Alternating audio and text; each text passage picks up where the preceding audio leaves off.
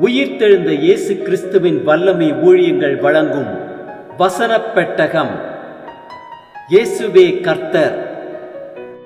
இயேசுவையே தேவன் ஆண்டவரும் கிறிஸ்துவுமாக்கினார்.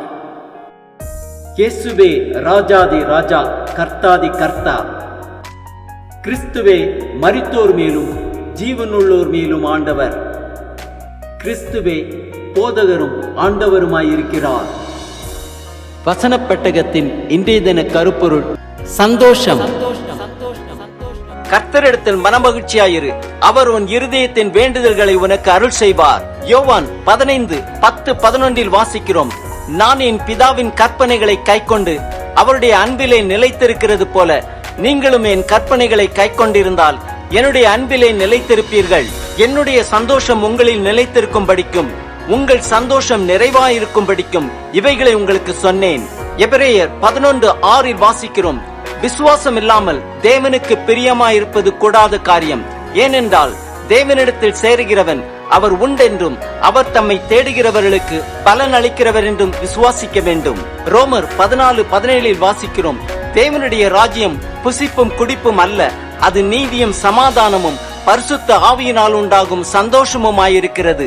நீதிமொழிகள் 10:28 வாசிக்கிறோம். நீதிமான்களின் நம்பிக்கை மகிழ்ச்சியாகும், துன்மார்க்கருடைய அபேட்சையோ அழியும். சங்கீதம் 126:6 வாசிக்கிறோம். அள்ளித்தோவும் விதையை சுமக்கிறவன் அழுது கொண்டு போகிறான், ஆனால் தான் அறுத்த அரிகளை சுமந்து கொண்டு கம்பீரத்தோட திரும்பி வருவான். பிரசங்கி 2:26 வாசிக்கிறோம்.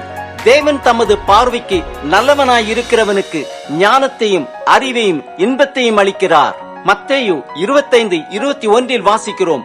அவனுடைய எஜமான் அவனை நோக்கி, நல்லது உத்தமமும் உண்மையுமுள்ள ஊழியக்காரனே, கொஞ்சத்தில் உண்மையாயிருந்தாய், அநேகத்தின் மேல் உன்னை அதிகாரியாக வைப்பேன், உன் எஜமானுடைய சந்தோஷத்திற்குள் பிரவேசி என்றான். சங்கீதம் 97:11 வாசிக்கிறோம். நீதிமானுக்காக வெளிச்சமும் செம்மையான இருதயத்தாருக்காக மகிழ்ச்சியும் விதைக்கப்பட்டிருக்கிறது. 1 பேதுரு 4:13 வாசிக்கிறோம். கிறிஸ்துவின் மகிமை வெளிப்படும் போது நீங்கள் களிகூர்ந்து மகிழும்படியாக அவருடைய பாடுகளுக்கு நீங்கள் பங்காளிகளானதால் சந்தோஷப்படுங்கள். சங்கீதம் 30:10-11 வாசிக்கிறோம். கர்த்தாவே, உம்மை நோக்கி கூப்பிட்டேன், கர்த்தரை நோக்கி கெஞ்சினேன், என் புலம்பலை ஆனந்த களிப்பாக மாற பண்ணினீர். என் மகிமை அமர்ந்திராமல் உம்மை கீர்த்தனம் பண்ணும்படியாக நீர் என் ரெட்டை களைந்து போட்டு மகிழ்ச்சி என்னும் கட்டினால் என்னை இடை கட்டினீர். பிரசங்கி 5:19 வாசிக்கிறோம். தேவன் ஐஸ்வர்யத்தையும் சம்பத்தையும் எவனுக்கு கொடுத்திருக்கிறாரோ அவன் அதிலே புசிக்கவும் தன் பங்கை பெறவும் தன் பிரயாசத்திலே மகிழ்ச்சியாய் இருக்கவும் அவனுக்கு அதிகாரம் அளிப்பது தேவனுடைய அனுகிரகம். நீதிமொழிகள் 12:20 வாசிக்கிறோம். தீங்கை பிணைக்கிறவர்களின் இருதயத்தில் இருக்கிறது கபடம், சமாதானம் பண்ணுகிற ஆலோசனைக்காரருக்கு உள்ளது சந்தோஷம். லூக்கா 10:20 வாசிக்கிறோம். ஆகிலும் ஆவிகள் உங்களுக்கு கீழ்ப்படுகிறதற்காக நீங்கள் சந்தோஷப்படாமல் உங்கள் நாமங்கள் பரலோகத்தில் எழுதியிருக்கிறதற்காக சந்தோஷப்படுங்கள் என்றார். 1 நாளாகமம் 16:27 வாசிக்கிறோம். மகிமையும் கனமும் அவர் சமூகத்தில் இருக்கிறது, வல்லமையும் மகிழ்ச்சியும் அவர் ஸ்தலத்தில் இருக்கிறது. சங்கீதம் 4:7 வாசிக்கிறோம். அவர்களுக்கு தானியமும் திராட்சரசமும் பெருகியிருக்கிற காலத்தின் சந்தோஷத்தை பார்க்கிலும் அதிக சந்தோஷத்தை என் இருதயத்தில் தந்தீர். சங்கீதம் 16:8-9 வாசிக்கிறோம். கர்த்தரை எப்பொழுதும் எனக்கு முன்பாக வைத்திருக்கிறேன், அவர் என் வலது பார்சத்தில் இருக்கிறபடியால் நான் அசைக்கப்படுவதில்லை. ஆகையால் என் இருதயம் பூரித்தது, என் மகிமை களி கூர்ந்தது, என் மாம்சமும் நம்பிக்கையோட தங்கியிருக்கும். சங்கீதம் 30:5 வாசிக்கிறோம்.